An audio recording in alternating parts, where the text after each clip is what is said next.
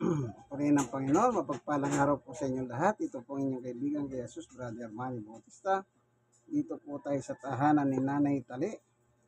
Si Tatay Tali naman po ay isa siyang bedridden. Ayan, ayan. Kasi nga po sa dahilan yung kanyang buto sa balakang. Yun po nagiging problema. Siyempre, nagkaedad na siya. Sabi nga daw nung doktor, hindi na pwedeng operahan yan. Sabi ng kanyang anak. Siyempre, may edad na nga naman. Iba yung bata kang operahan yung mga parte ng buto mo. Pero pag matanda ka na, malutong na yan. Baka mag-isani pa ng mas mabigat na problema. Kasi malutong na nga yung mga buto eh. Gagastos ka na, mas lalo pang lalaki ang problema sa madalit salita. Opo. Kaya tayo ngayon ay magdadala ng mabuting balita, walang iba kundi ang salita ng Diyos. Amen. Ang sabi nga ni San Pedro, pero bago tayo tuluyang papalahot, tayo muna ay mananalangin. Panginoon Diyos, aming Ama, minsan pa samahan mo po kami sa aming pag-aaral ng iyong salita. Buksan ang mga puso't kaisipan ng sino man na manunod at pagigilig ng video ito. Salamat po sa pangalan ng aming Panginoong Yesus. Amen. Ang sabi ni Apostol Pedro o San Pedro kung tawagin naman ng iba ay ganito.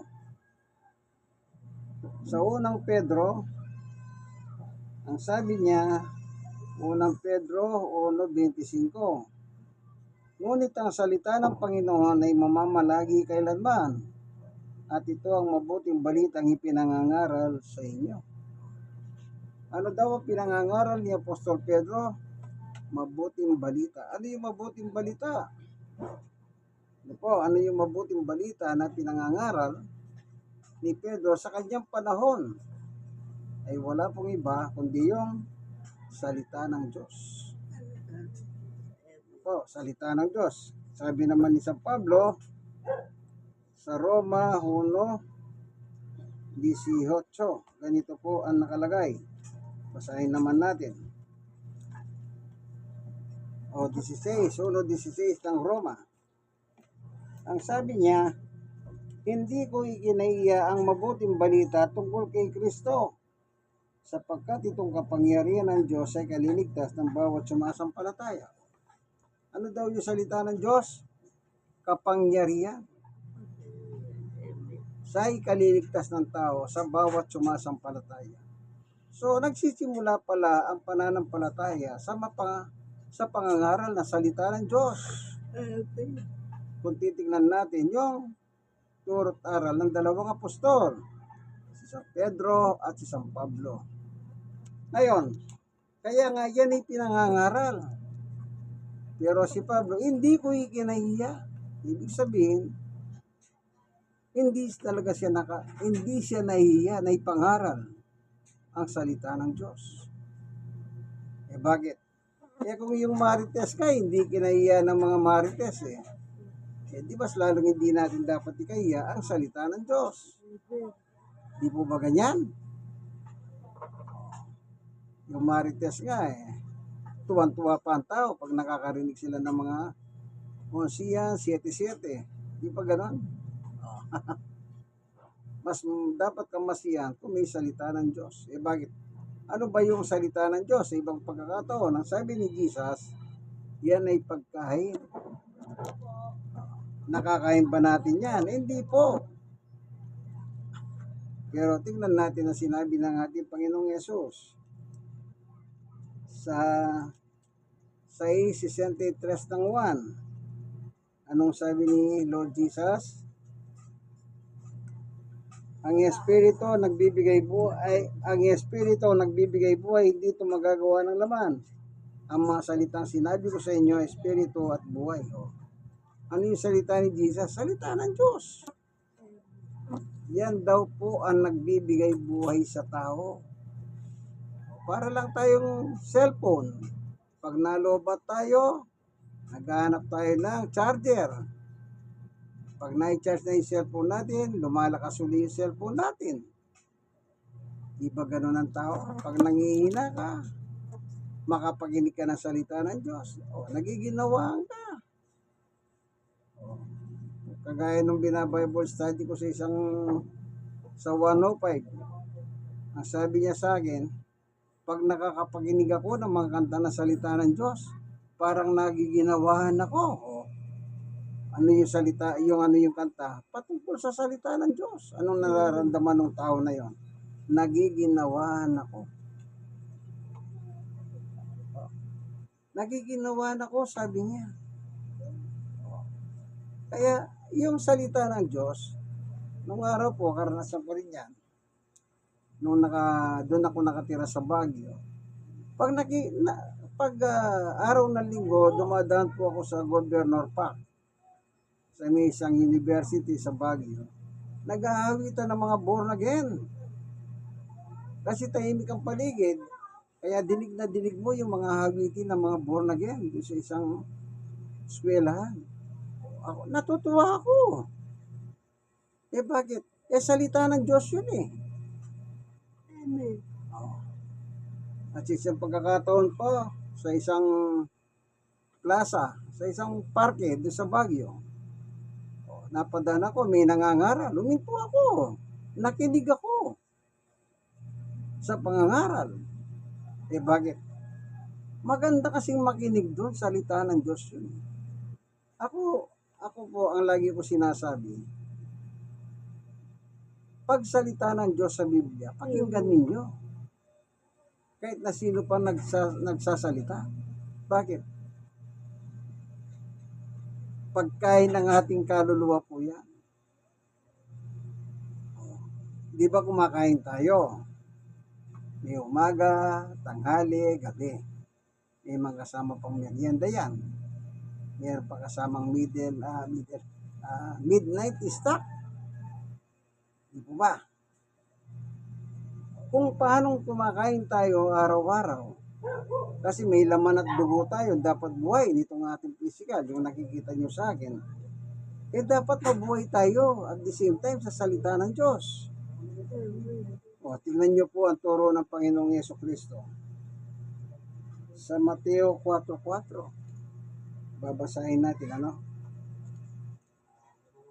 po sinasabi dito sa kasulatan? Ngunit sumagot si Jesus, nasusulat, hindi lamang sa tinapay o pagkain nabubuhay ang tao, kundi sa bawat salitang namumutawi sa bibig ng Diyos. Kung paano tayo kumakain ang sabi ng Panginoong Yesus araw-araw, dapat mabuhay po tayo sa salita ng Diyos araw-araw din naman. Amen. Ang gusto ng tao, pagkain lang ng pagkain, wala naman ang salita ng Diyos, kaya unbalance po ang katawan natin.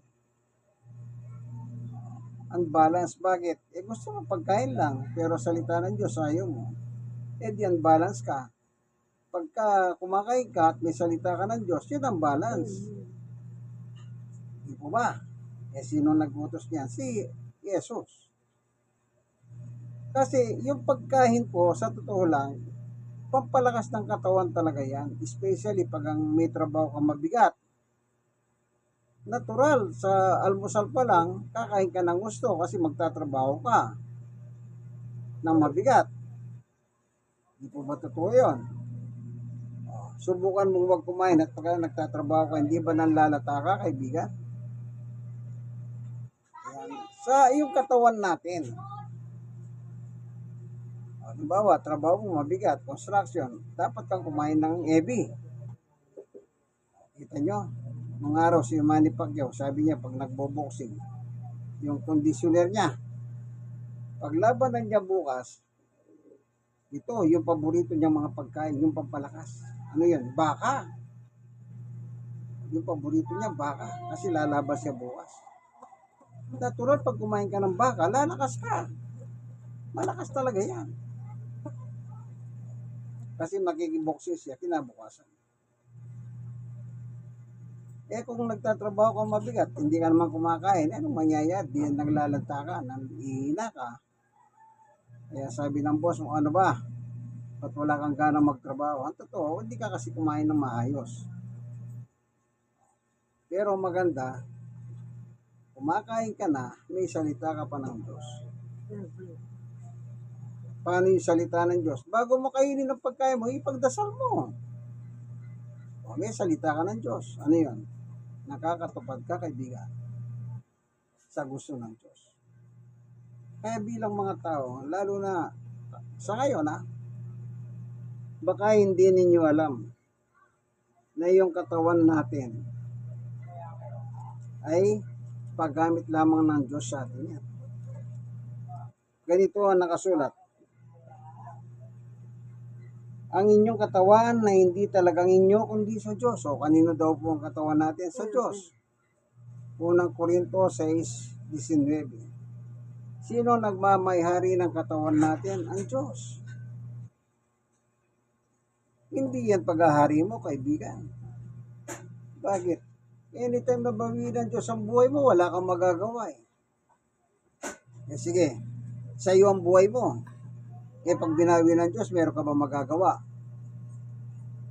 Diba, sabi ng Diyos, ngayon mamamatay ka na. O, ano magagawa mo ron? Pwede mong, kahit natawagin mo pa yung matalinong magaling na doktor, wala nang magagawa eh. Kung mamamatay ka na. Yan, dami ka namamatay sa kamay ng doktor eh. Ako, nakikita ko yun, nasaksiyan ko yan. Nasa ospital ako, sa ospital mismo, namamatay yung mga pasyente. Nasa ospital na yan, nasa pangangalaga ng doktor, sa pangangalaga ng mga nurse. Pero bakit nawalan pa siya ng buhay? Kasi ang buhay natin, hindi kontrolado natin. Nasa Diyos yan. Verse 20. Kaya't gamitin ninyo ang inyong katawan upang maparangalan ng Diyos. O ano daw sabi ni Pablo? Yung katawan na binigay ng Diyos o yung katawan na pinagagamit ng Diyos sa atin, gamitin natin para ang Diyos maparangalan. Anong ibig sabihin yan? Gumawa tayo ayon sa gusto ng Diyos para ang Diyos maparangalan. Halimbawa, empleyado ka ng isang munisipyo. Pag yung utos ng mayor, sinunod mo, masaya bang mayor o hindi? Natural, masaya kasi sumusunod ka sa gusto ni mayor. Pero subukan mo kontrahin mo si mayor at nalaman niya, kontra ka sa kanya, baka tatanggalin ka niya sa trabaho. Bakit? Meron siya kapangyarihan magtanggal ng trabahador eh. Prerogative ng mayor yan. Kasi nung pumasok ka, si mayor din nag-aproba sa'yo kung makakapaghanap buhay ka sa munisipyo. Kaya si mayor din ang magtatanggal sa'yo sa munisipyo. Ganyan din tayo. Ang buhay natin, bigay ng Diyos, pinagamit sa atin. Pero pag ayaw mong gamitin sa Diyos yan, babawiin ng Diyos yan. Ito yung tinatawag nilang patay.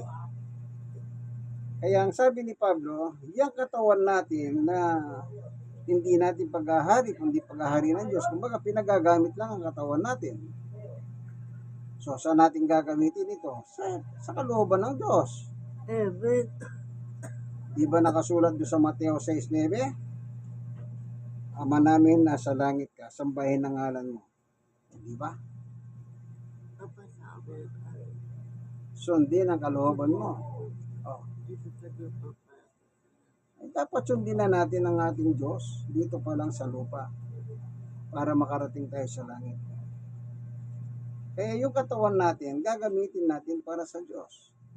Yan problema, ginagamit ang katawan ng tao para sa ibang bagay. Halimbawa, illegal, ginagawa niya. Bawal na nga magbenta ng droga, nagbebenta pa ng droga. Alam naman niya na pag gumamit ka ng shabu, masisira ang buhay mo, masisira ang pamilya mo. Pero gumagamit pa rin na siya. Saan mo ngayon ginagamit ng katawan mo? Di sa mga bagay na masisira ka. Sinisira mo ang katawan na bigay ng Diyos. Parang ganito kasimple. Halimbawa, meron kang paghahari, property. Isang hektaryang lupa. Anong gagawin mo sa isang hektaryang lupa? Tataniman mo ba ng palay? Or tataniman mo ng mga marijuana? Tataniman mo ng palay. Pero wag mo taniman ng marijuana. Bakit? Illegal nga yung marijuana. Kaya nangyayari, ginagamit po ang katawan ng tao para doon sa mga bagay na masisira ang tao. Ginagamit po ang katawan sa hindi po nararapat. Yun nga po, sinasabi ko, alam mo naman masama magbenta ng droga, masamang gumamit ng droga, pero ginagawa mo lahat yun. Nagbebenta ka ng droga, gumagamit ka pa ng droga. Ano sabi nila? Kaya ako nagtitinda ng droga para yung titirahin ko, libre na. Pero hindi mo ba alam, kaibigan, habang tumitira ka ng droga, ang katawan mo nasisira. Di ba? Pagdating ng araw, nagkasakit ka. Ang findings, kaya ka pa nagkasakit, gumagamit ka ng droga. Yung parang paninigarilyo lang, kasimple. Nanigarilyo ka ng ilang taon. Nung magkaroon ka ng sakit sa lalamunan, tinignan nila, cancer. Anong rason? Naninigarilyo ka. Pero kung di ka nanigarilyo, hindi ka siguro tutubuan ng cancer sa lalamunan.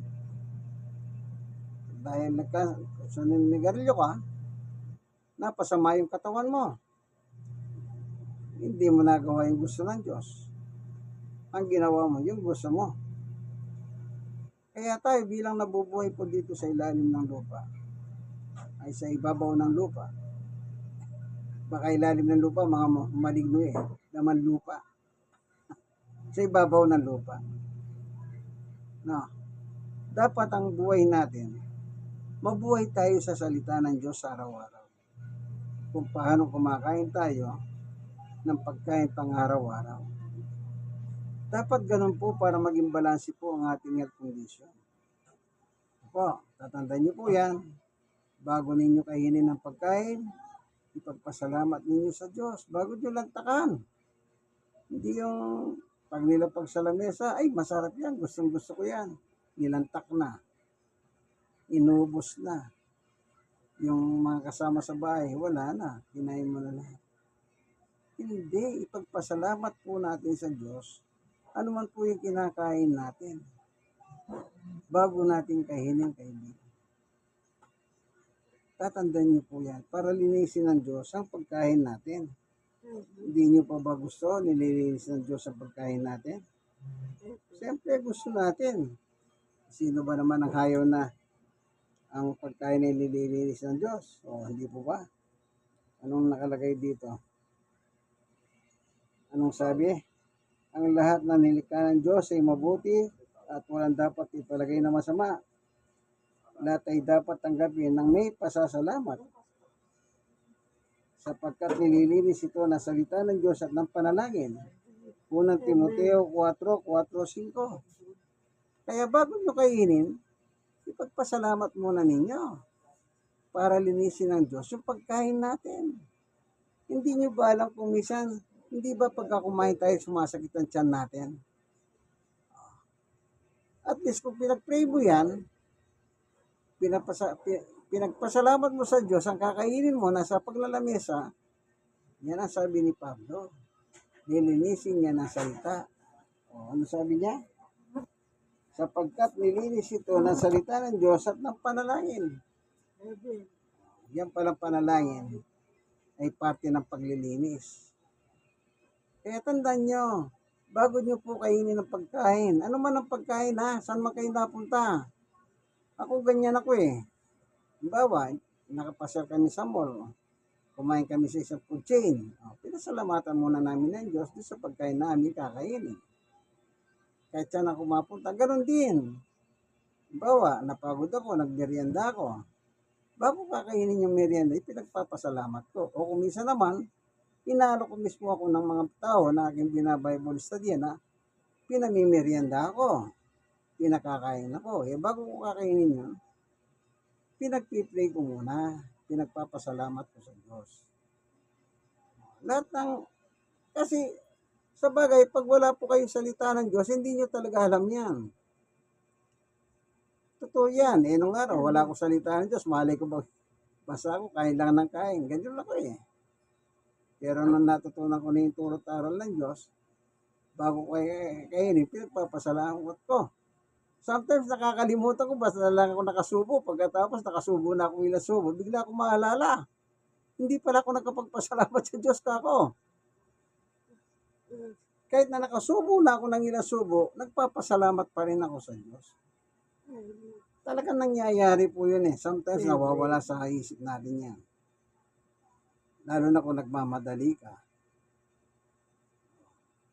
Dapat lagi po tayong magpasalamat. Kung paano po tayo nabubuhay sa pagkain na araw-araw, sabi ng ating Panginoon Yesus, mabuhay tayo sa salita ng Diyos araw-araw. Salamat po, Panginoon Diyos, ang matyaga mo kami tinuturuan ng iyong turo't aral at binusog mo kami.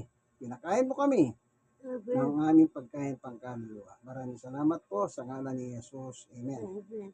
Dito po ako ngayon sa tahanan ni Nanay Tali sa barangay 104. Barangay 104. Sonate, District 1, Tondo, Manila. O, nakita nyo naman, pinakita ko nina si Nanay Tali, ano? Nakahiga po siya kasi nga may problema siya. Ayan. O. Yung kanyang buto. Po. Ito po yung kaibigan kay Jesus, Brother Manny Bautista. God bless us all po. Bye-bye. Bye-bye. O, bye-bye daw. O, bye-bye. Salamat po. Yan. Bumababay na si Nanay Tali.